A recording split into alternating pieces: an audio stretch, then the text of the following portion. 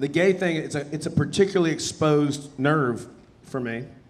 First of all, let me say I was raised by amazing human beings that I love very much, who are wonderful people.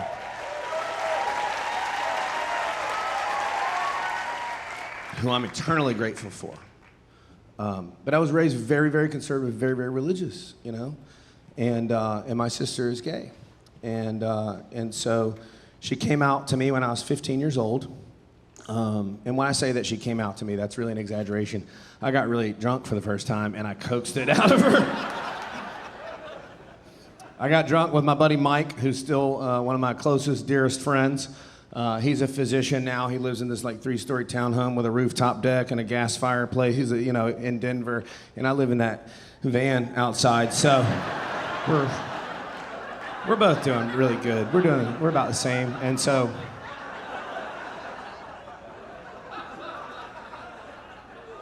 It was the first time I got really drunk. And listen, I want to be clear about something. I had drank before, okay? I had some warm Zimas in the forest while looking at a penthouse that I found behind a shopping center that some dude probably wanked to in his car, you know? But I had never been forget who you are drunk, you know what I'm saying? And we did it, buddy. We went for it. We got some gin from his parents' basement, and we mixed it with cherry 7-Up. And we just got Waffle House drunk, you know what I'm saying? Just scattered, smothered, and shit-faced. It was a lot. And I don't know, Mike's a little bit smaller than me, or maybe he drank more, or maybe I ate more food that day. He wasn't doing as good as I was doing, you know? I was having a blast. Mike was kind of struggling to stay alive. And I don't know if you've ever seen a zombie movie or a zombie show, but the zombies, they drag one foot and they have an arm out in front of them and they go, "Aah." Well, he was doing that, and because he was dying from alcohol poisoning. And so, this is Saturday night, I'm 15 years old, I got a 10 o'clock curfew, I gotta go to church tomorrow, probably 2 of them, you know? And it was like real close to 10, and I was panicking. And I was like, come on, buddy, we're almost there. And we were like a mile and a half away. And I'm like, come on, dude, come on, we got this. And he's like, nah. We finally got to the front door of my parents' house, and I had to pin Mike up against the front porch wall with my hand on his sternum, because if I would have moved it, he would no longer be with us, I don't think. He would have fallen and everything would have broken. So I had my hand on his sternum. With my other hand, I opened the door, I looked into the house, and I was like, coast is clear. And I threw him on my shoulder like a rescue carry. And I'm running up the stairs like I'm Forrest Gump and he's Lieutenant Dan. You know what I mean? But he was heavier because he had legs. And so I was like running down the, and that's not an ableist joke because that's an actor. His name's Gary Sinise. He's fine, his legs are fine. He lives in a castle. So I get to the end of the room and I throw him down on my Mario Brothers beanbag chair. And I put a towel over him because I didn't want him to throw up and fuck up my Mario Brothers beanbag chair. You know what I'm saying? Super cool chair, still got it. And it's in my van. And so I was like, hey, bro, are you good? Everything good? You feel okay? And he was like, what did he say? He was like, he goes, nah. And I was like, all right, I'll be right back. Don't throw up, you know? And so I go into the bathroom. I'm like, I gotta go talk to my parents, right? So I go to the bathroom and I'm like splashing water on my face. And I'm like, they're not gonna know. I'm fine. They're not gonna know. I don't even know, you know? I brushed my teeth twice. I was putting in eye drops and shit.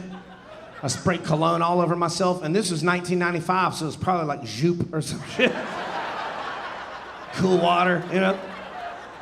Some of y'all just got really nostalgic. Some of y'all are like, ooh, Joop. I have good news for you. If you like Joop, you can get a gallon of that at Ross Dress for Less for $8. You can smell like 1995 for the rest of your life. But I got tight. I was like, I'm good. I smell good. My eyes are good. Brush my teeth twice. Wash my face. I'm good. I'm just going to go in there. I'm going to keep it tight. I'm going to keep it simple. Silky smooth. Smooth as ice. And I just walked up to the living room, and I went in there so smooth. I was just like, hey, Mom and Dad, you guys watching TV? I also like TV sometimes. Probably not tonight. I'll just see you tomorrow. I can't wait to go to church.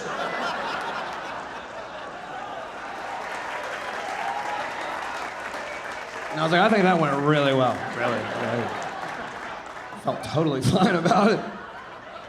And you won't believe this, but about 7 seconds later, when I got to my bedroom, my mom was knocking on the door. And I was like, oh, shit. So I cracked the door, and I'm trying not to look at her or breathe on her. You know? I knew if either of those things happened, I was done. And I was like, hey, Mom, everything's fine in here, just normal and stuff. Can't wait to go to church tomorrow. Mike's just very sleepy. Long day. A lot of studying. And she goes, your sister's on the phone. And I didn't know it, but they had been talking to my sister in the living room when I went in there, and I didn't notice because I was hammered. And so I was like, okay, I'll just talk to you later. So I grabbed the phone, and I go, Jada. And so I should back up. My sister's 11 years older than me because my parents are pro-life. And so thank goodness, I guess, you know. It's good that there's some of you. I was a surprise and mistake. And so she hands me the phone, and I go, Jada, hey. And she goes, Mom and Dad think you're on drugs. And I was like, well, I'm not yet, you know. This time next year for sure.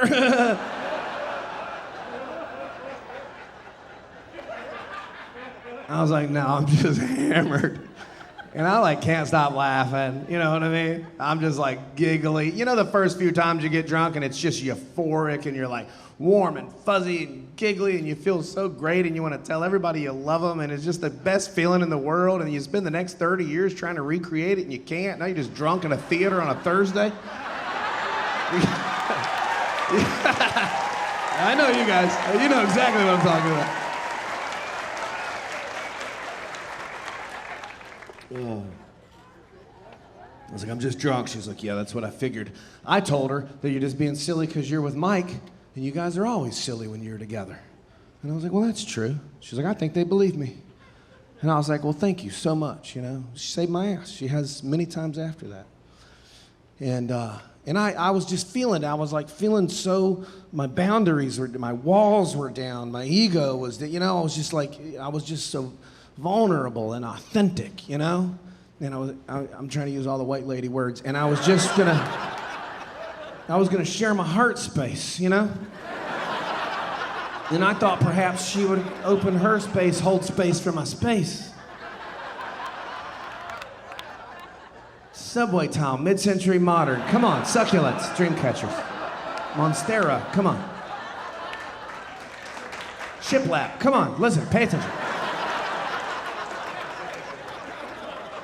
He said my words. How'd you like the show? It was okay, he said my words. But I was like, I'm going for it. Now's the time. Because me and my brother had been talking about that we thought that she might be gay because she had a Subaru. And so, it's not the whole thing, okay? It's not all of it.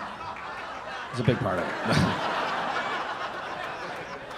But, so I was like, I'm just gonna go for it, you know? And I just started, I was like, I just want you to know I love you, like, no matter what. And she was like, well, I love you no matter what. And I was like, yeah, well, I love you, like, no matter what. She's like, I love you no matter what. I was like, but like, no matter what. I love you no matter what. You know? And after I said it about 80 times, probably around 80, she was like, are we talking about the same thing? And I was like, yeah, Subaru. And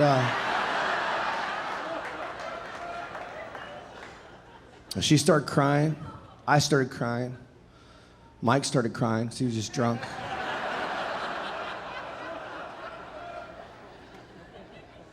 And she said it feels so good for somebody in the family to know. Because nobody knew. You know, nobody in our immediate family, not even any of her closest friends that she grew up with, because they were all part of that same belief system, you know? And they weren't bad people either. They were people of faith who had their faith weaponized against them into bigotry. And it's more the fault of the people that did it to them than it is to them, you know?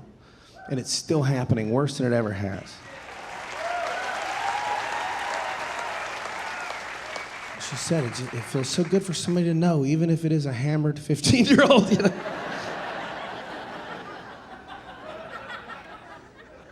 And she said, what do you think Wiley's gonna think? That's her other sibling, Wiley. And she said, what do you think Wiley's gonna think? I was like, hey, he knows. We've been talking about it for like a year. We saw your car, and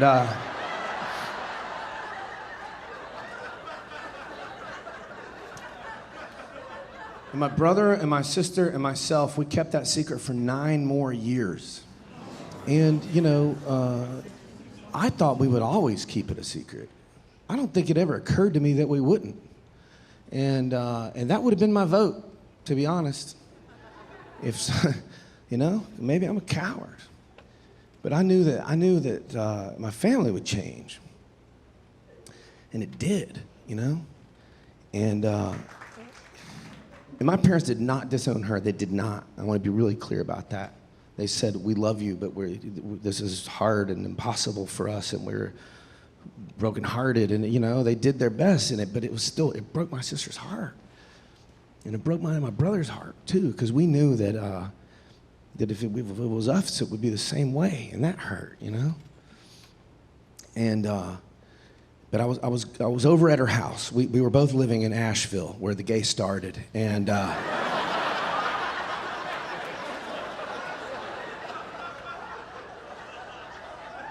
and she called me over, and she handed me this 2-page letter, and she said, I'm gonna send that to Mom tomorrow. And I begged her not to, because I'm not as brave as she is, you know?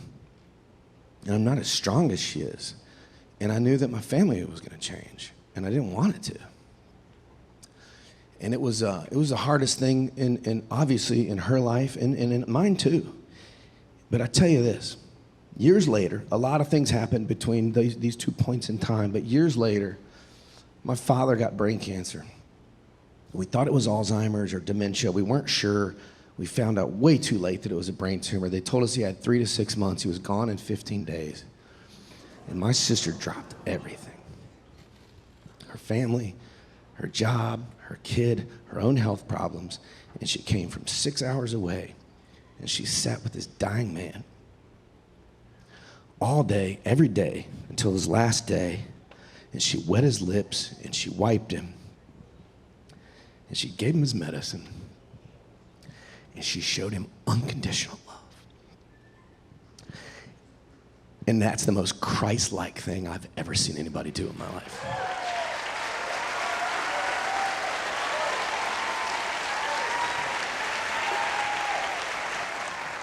And that's why it's such a bummer that she's going to hell. You know what I mean?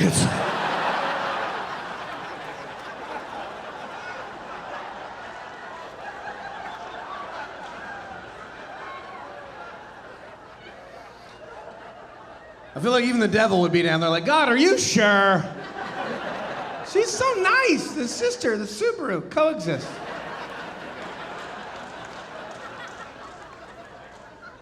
And it makes you understand. It makes you understand why Mike Johnson doesn't want to admit that he's gay.